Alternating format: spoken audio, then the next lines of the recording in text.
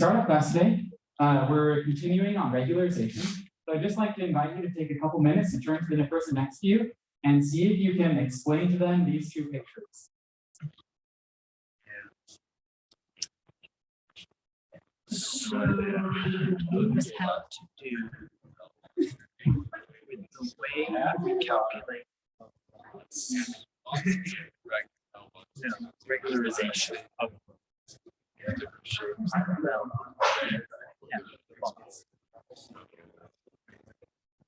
What I think is you have your regulars. This other turning superficial. Just hard to say all parameters go place.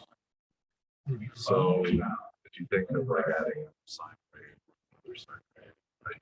You have the two valleys together. They're at different awareness for coefficients. Yeah. So you sort of have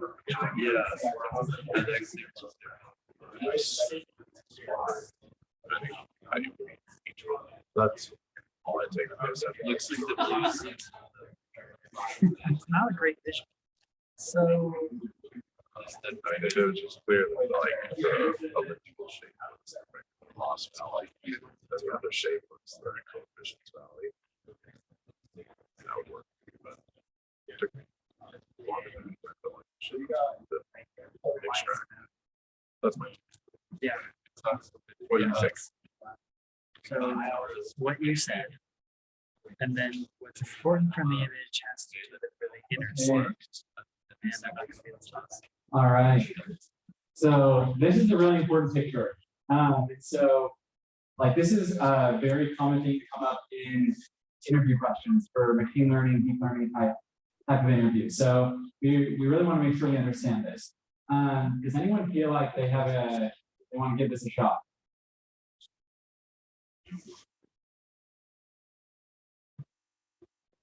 Yeah, Brandon. So last one, question. Thanks. Our process.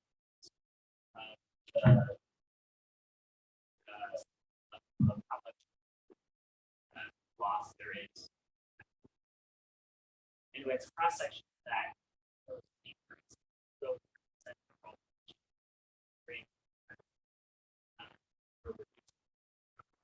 Yeah, that's a really key point. So let's pause there because I think that's a really good point to make. So first of all, Brandon's pointing out that these 2D images are cross sections of 3D loss surfaces, right? And so, yeah, you want to continue?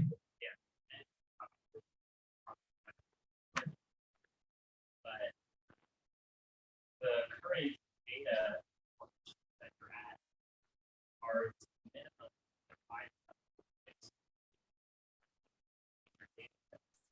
So although it. So sorry, when you say the current betas, are you talking about this point beta hat, which is a certain value for beta 1 and beta 2? Okay, you're saying they're minimums. They're where we're out of.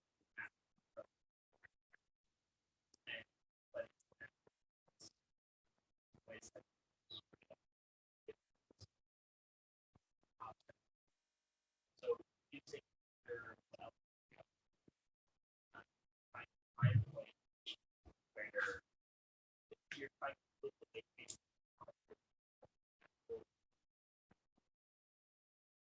yeah, that's a great starting point. Yeah, so we're not changing either of these goals actually. However, we're adding a loss term, which is basically another goal. So you can imagine our loss surface is now the sum of two goals. Okay, and so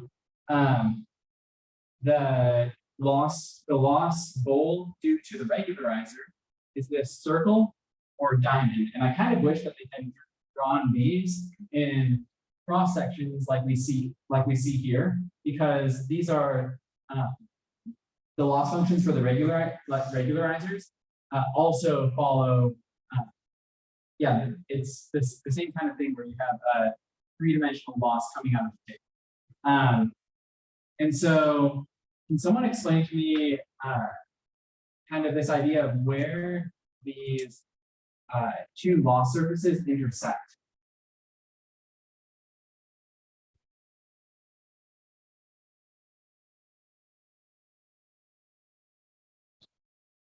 Yeah, Jared, you want to take a shot?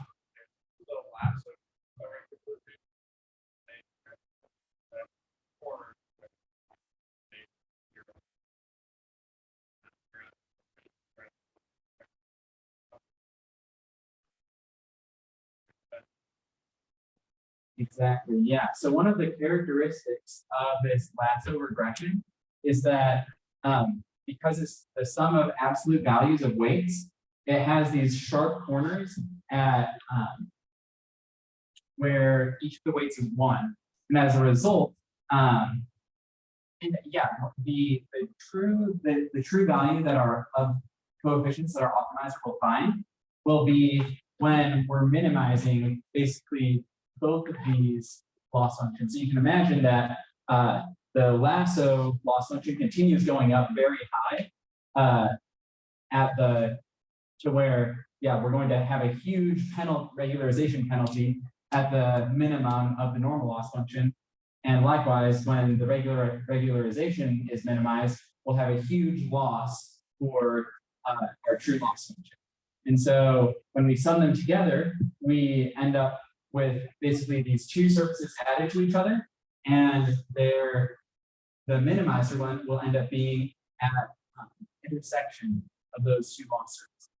And yeah, due to the sharp corners of the lasso regression, what we end up with is a higher likelihood of that intersection point being when one of our coefficients is 0.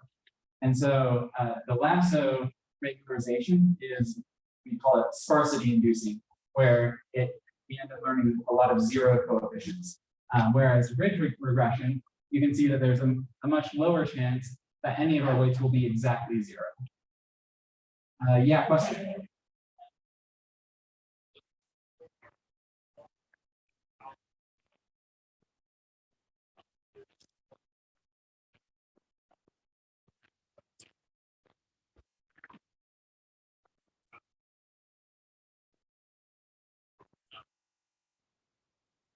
So yeah, you're talking about like the true norm of the squared error or something like that.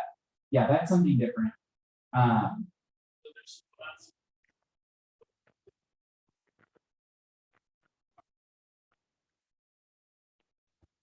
Correct. Yeah, the loss function is pretty independent of the regularization. Yeah, Jake. So yeah, the BCAT is what the loss function is kind of based on, or the weights based on. Correct. And that red one.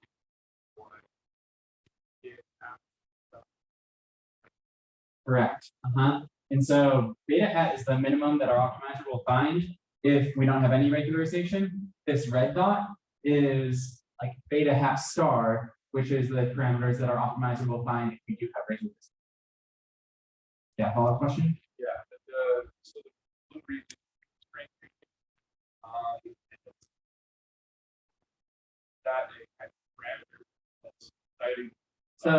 So yeah, that's kind of what I was saying, where I wish they had drawn contours for these blue, because the boundaries of these blue regions are kind of arbitrary, and they just chose it. So there's going to be a loss surface that goes out forever from the origin here for our regularization, and it will intersect with like the minimum of your, the minimum of your loss function will occur at some point, basically between the edge of these two bowls. And they've just chosen to draw the boundary at that point where the bowls intersect.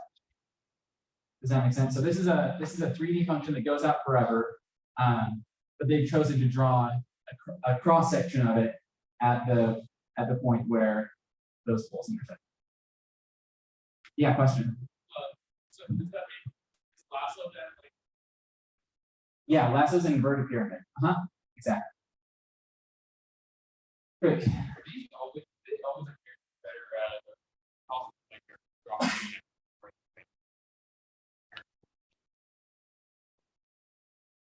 Can you ask that question again? Yes. That always Yeah, so it's a trade-off. That's why we call it the bias variance trade-off. So we are, and when we increase the regularization, we are decreasing our bias and increase to decrease our variance. Did I say that right? Yeah, when we impose regularization, we're decreasing the variance or basically the spread of our model predictions at the cost of those predictions being less accurate on the training data. Yep. Okay, Jaden. So our imaginary network is two ways, right? Like when they intersect, not point. So how do we, like, which direction are we trying to find value that look possible to our like minimum loss?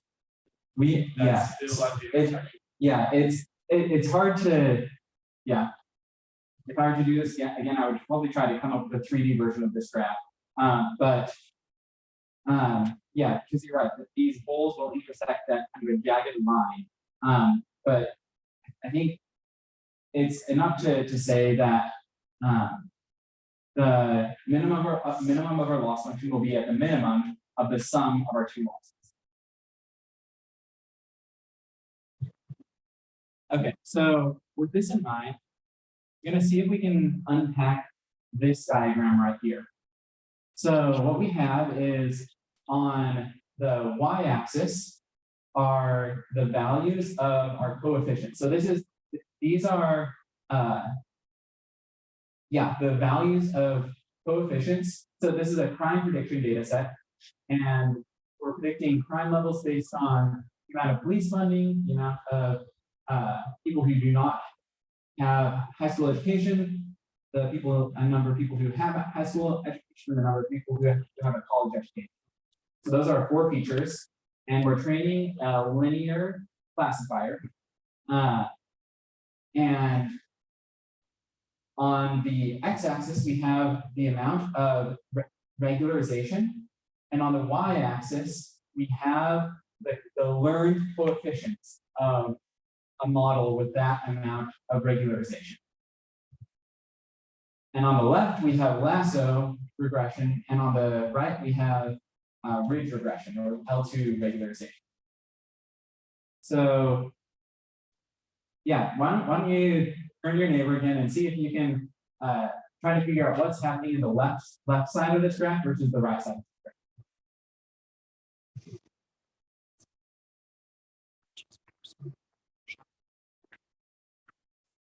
Based on what you understand about the differences between lasso and ridge. But I don't understand.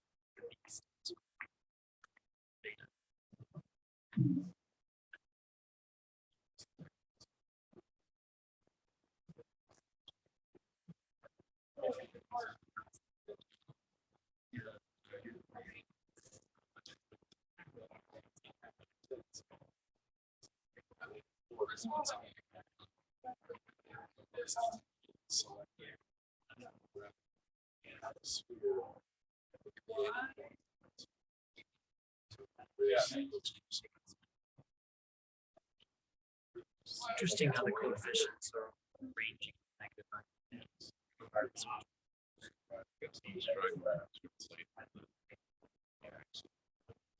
Yeah. So I believe coefficients is like the magnitude of the weights. I'm hearing your question, what is the x-axis? The x-axis is the amount of regularization. So if you imagine our lasso penalty is the sum of the absolute values of our weights. We're just going to put a little lambda parameter out in front of that and say, we're going to start with lambda equals 0 and go all the way up to lambda equals 1. And actually, it's going to be the reverse. I don't know why. So we're going to have more regularization on the left and less regularization on the right. So it would be more like one minus lambda. So yeah, the x-axis is a slider for the amount of regularization with more regularization on the left and less regularization on the right. Which explains why. All right, any thoughts on what you're seeing in those two graphs? Definitely get a more nuanced look at college.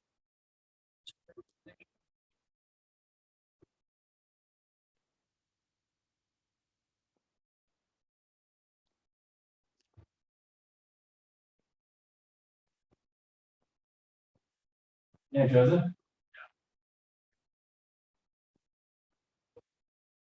Yeah, what do you notice about the trends you see in these two graphs?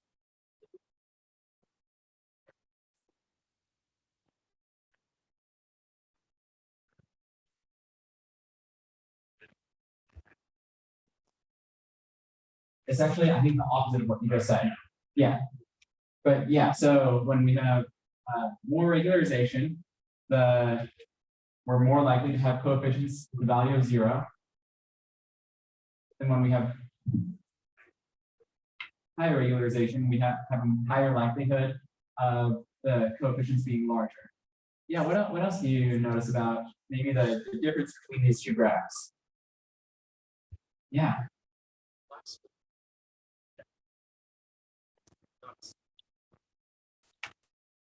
Yeah. Right one set more respectful. Mm-hmm. Yeah, it's more jaggedy. Yeah, and so what causes that?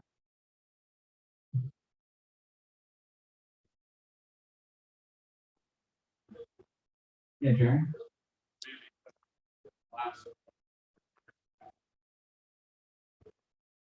Exactly. Yeah, so the lasso, that's really the key here between these two is that the lasso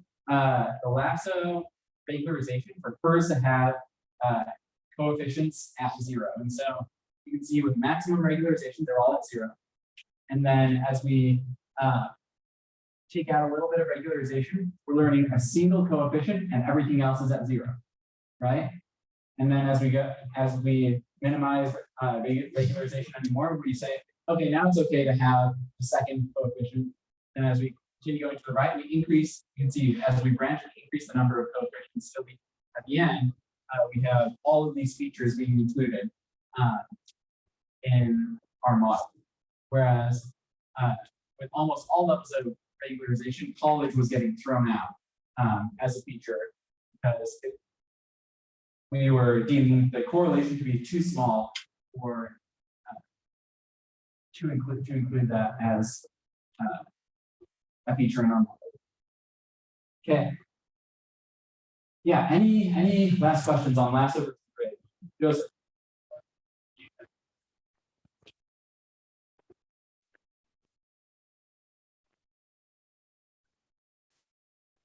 Yeah, elastic regression. Mm-hmm.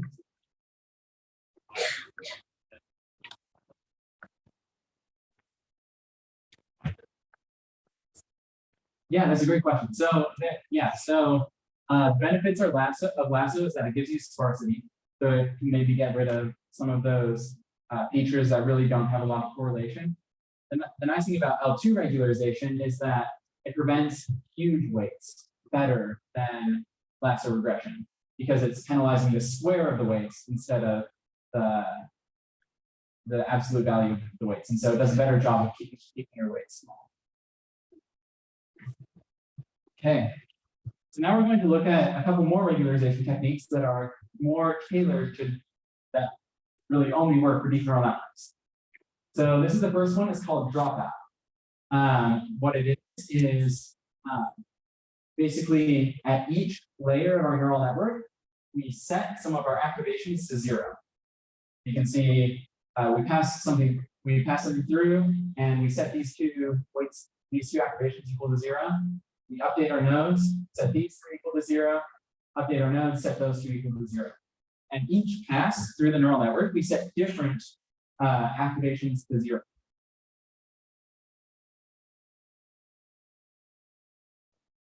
So this is what it would look like in code. We generate basically a random matrix of the same shape as our activations, and then for the values less than some threshold p, we're going to set those equal to 0. And then we'll do the same thing at the next layer and the next layer.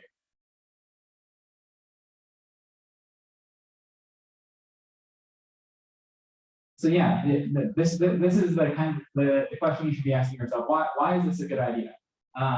Basically, what it means is that the first time that we give a loss signal to our optimizer, it's going to be different than the next time because we'll have information flow through different nodes.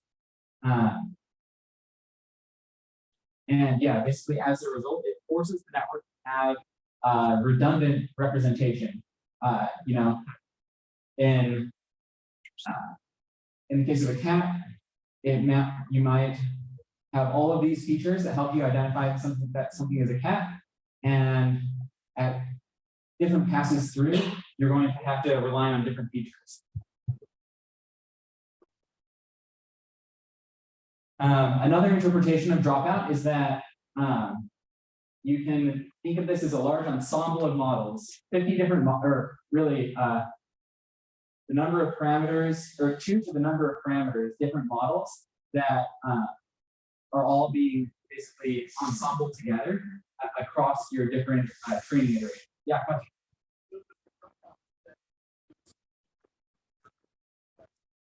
Yes, it's for the entire batch. So, but yeah, it's only for that particular batch, and then you have a new dropout each new batch.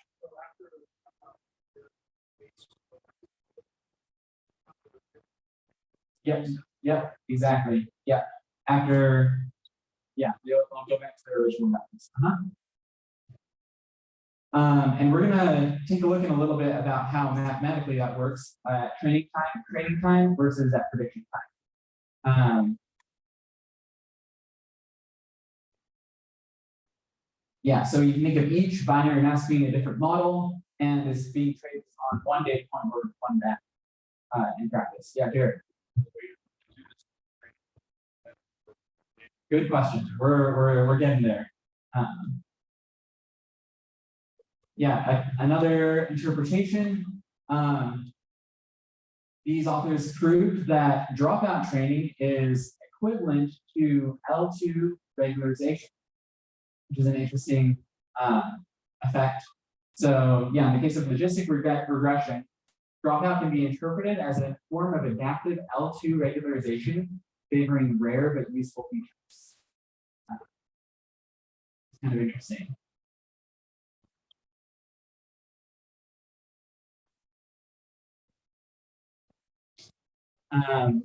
So yeah, at test time, how do we basically combine these ensembles of models?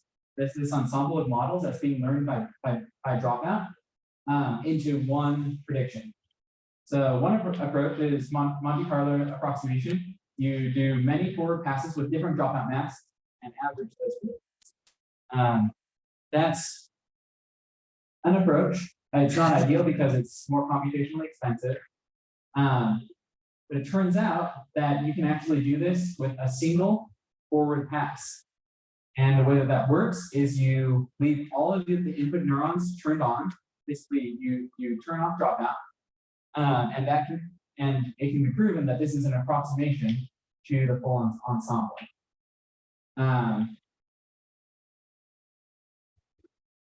Yeah. So we're going to take a look at what this would look like mathematically. So suppose that with all inputs present at test time, the output of this neuron is A.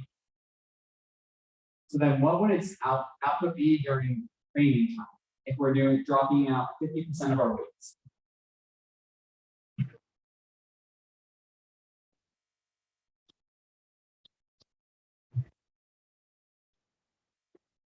Yeah. Let's see, would it be half of A? Yeah, I believe that's correct. Yeah, if you're dropping out half of your inputs, it should be, yeah, it should be A over 2. And we can improve this. So during test time, our output A will be W0 times X plus W1 times Y.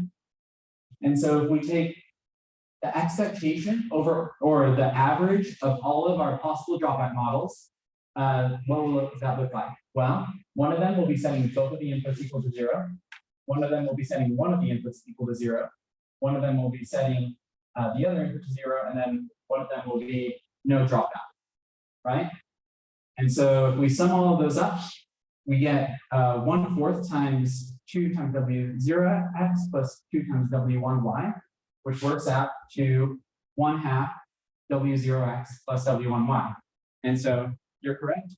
At training time, the expected value is going to be 1/2 of A.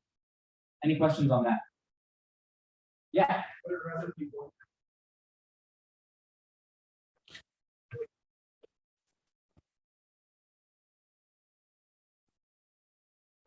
1/2 of the weight multiplied by X? Well, so A we're saying is W naught X plus W1Y. And we just showed that the expectation over A at training time is 1/2 W naught X plus W1Y. So it is 1/2 of A, not just 1/2 W0X. Does that make sense? Yeah. So yeah, with dropout of P equals 0.5, using all of our inputs in the forecast would inflate our activations by 2 times what the network was used to seeing during training. So to compensate at test time, we can we scale our activations back down by 1/2. Does that make sense? Okay, and it turns out actually that we can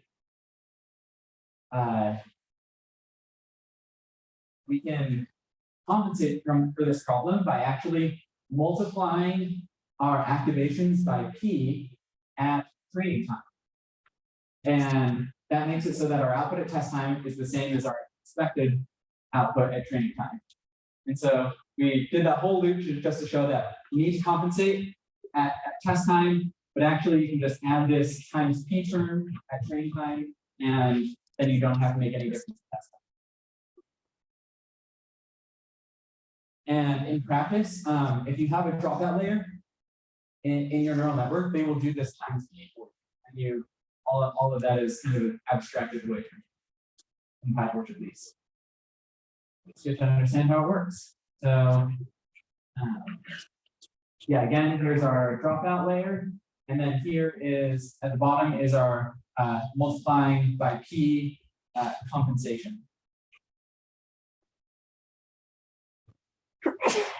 Oh, and well, so yeah, here is multiplying by P at test time, and then this inverted dropout is when we compensate by dividing by P during training, and then we don't have any change at test time.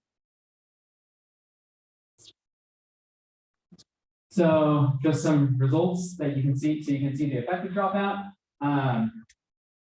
With dropout, you can see our test error is decreasing significantly, basically half of the classification error on this MNIST data set. Yeah, any questions on dropout before we move on to some dropout variations? Okay. So this approach is called drop connect. Instead of setting activations equal to 0, which is dropout, we're going to set weights equal to 0. Let's see what happens as a result here. So what we're looking at here is a comparison between dropout and drop connect. So dropout, if you think about it, we're zeroing activations, right? And so at each layer, different activations get zeroed. And so you can think of this as the previous layer mask for dropout is in red up here, and then the current layer dropout mask is in green. And as a result, you have basically this kind of crosshatch pattern that misses a lot of inputs from being dropped out. In contrast, drop connect. So these are the outputs of weights that are effectively zero. With drop connect, you are able to basically come up with an arbitrary random pattern of dropped out connections. Yeah, basically giving you more coverage over the number of nodes that you're dropping out.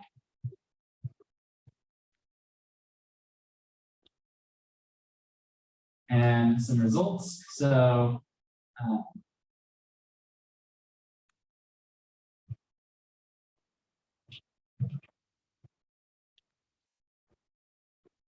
yeah, so this is showing test error as we increase the number of hidden units. So with deeper, so dropout kind of has a scaling problem where the more hidden units you have, the better. However, drop connect gets pretty effective performance right from the beginning, and that kind of makes sense when you think of the drop connect having better coverage of zeroing inputs. Then, yeah, here's another graph just showing overtraining. This shows that, yeah, while dropout does better on training data than drop connect, drop connect does a little bit better than dropout on test data.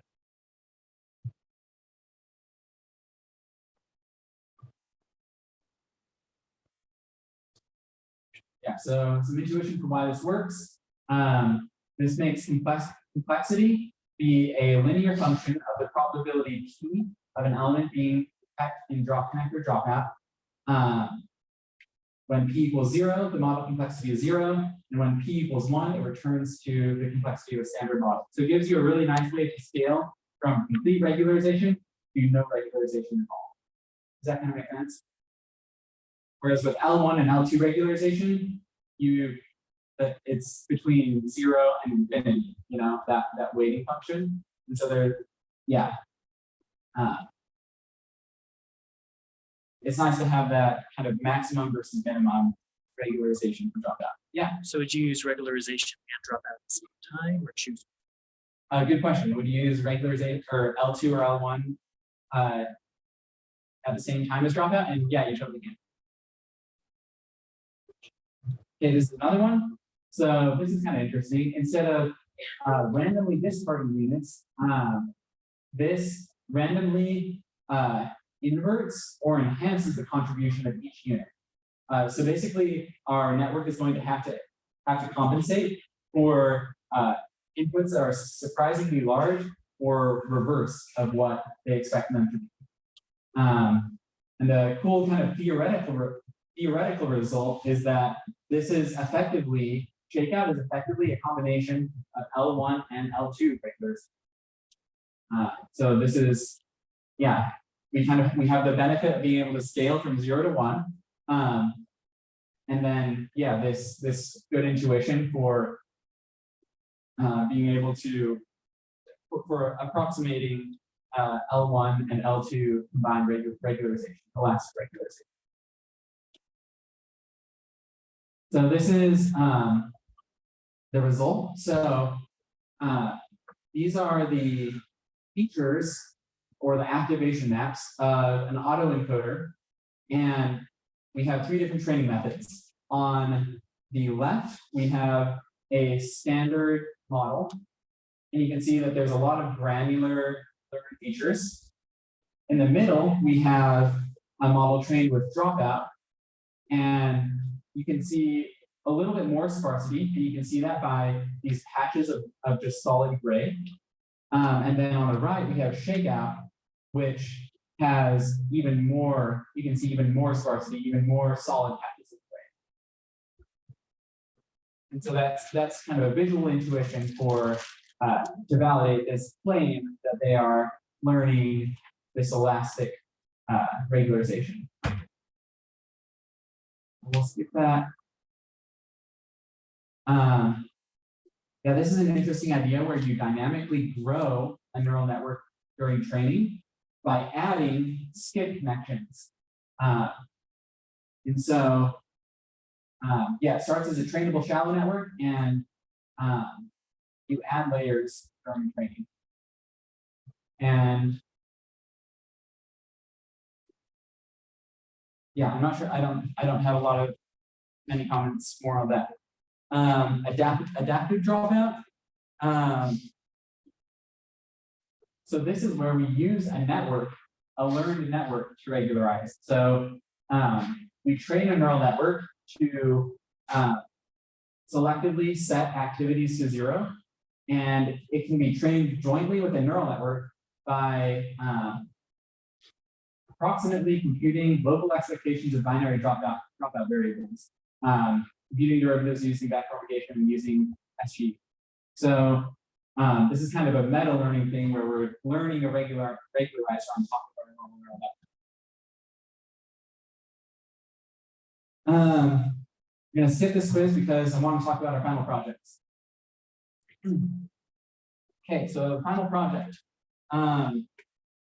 Proposals due next week Saturday. It's no more than a one-page write-up. But yeah, this is kind of the capstone of the course. So these are just a couple of ideas that you might try or be inspired by. So you could learn to render a scene based on examples of position and lighting. You could learn which way is up in a photo. Training an HTTP server to predict which web pages a user will likely visit next. Training an earthquake predictor.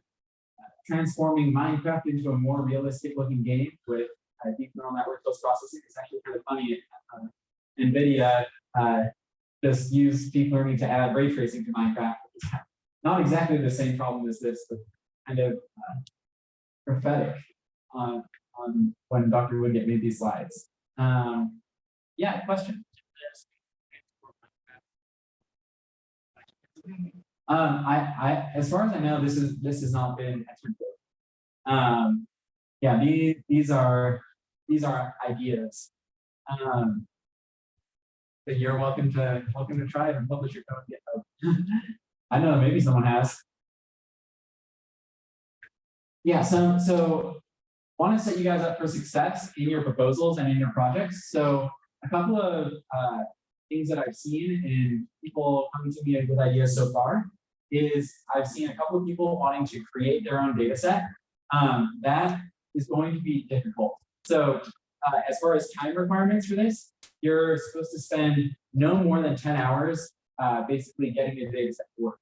And so yeah, if you have your own data set from your own research already, that's great.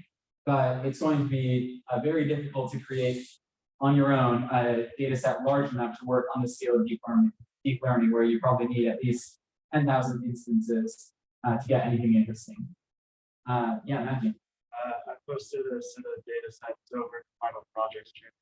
Great, thank you. That'd be, so definitely check that out. And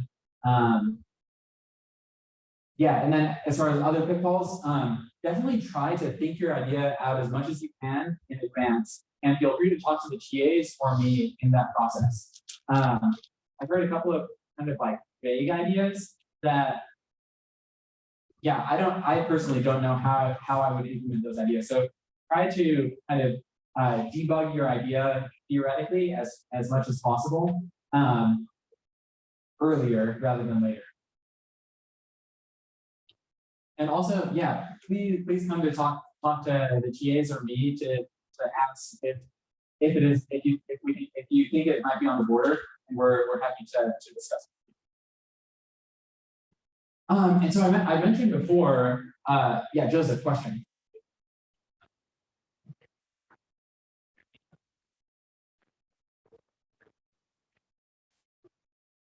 Yeah, the question is, can it be something that has been done before? Ideally, no.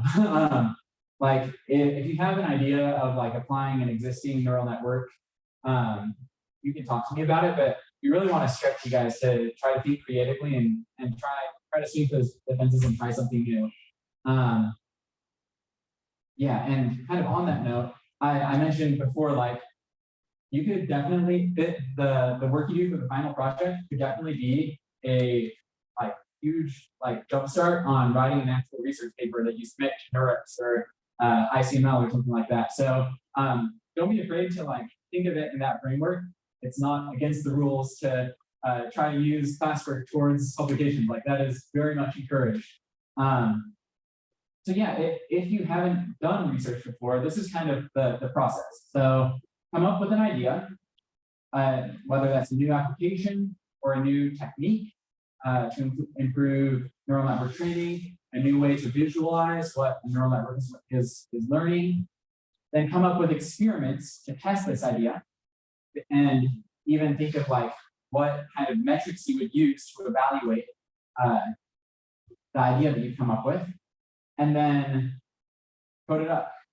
Implement those experiments, analyze the results, and depending on what you see, iterate your approach. So yeah, and these are kind of like the outline of a paper that you write. Your idea is described in your method section. Your experiments and the results are described in the results section, etc. So a couple of frequently asked questions. Can I do something that dovetails with my research or startup or honors thesis, etc.? The answer is absolutely yes. My job here is not to make you do extra work. My job is to make sure that you all learn deep learning. And so whether that is, if that overlaps with something you are already doing, that is a great thing. Can I work with a group? Absolutely. Although that comes with the caveat that, so yeah, also the final project specs are on Learning Suite. And so definitely read through the, like, before you make your proposal, read through the final project specs. One of the requirements is that, so the final project, 80% of your grade is a time requirement. And the time requirement is 30 hours. And at least 20 of those hours should be spent designing models, implementing models, experimenting, and analyzing results and iterating. We don't want you to spend a ton of time reading papers or getting data sets to work. We really want you to be thinking about deep learning. And so if you work with a group, just make sure that you're not the data set person. You know, you can't distribute all of your team's data set hours to that one person, if that makes sense. Each person needs to spend at least 20 hours in this, designing, implementing, experimenting, analyzing, etc. Yeah, so that's all I have on the final project. Any questions? Yeah. Do your slate forests count for deep learning for this? What was your question? Your slate forests? Your slate forests. I don't know what those are. Do they involve neural networks? Kind of, I guess. Okay. Yeah, Jamie, you have a question? Yeah, are pre-trained networks? Absolutely. Yeah, so you can totally use pre-trained networks. That definitely would be something you serving. All right. Well, have a good weekend.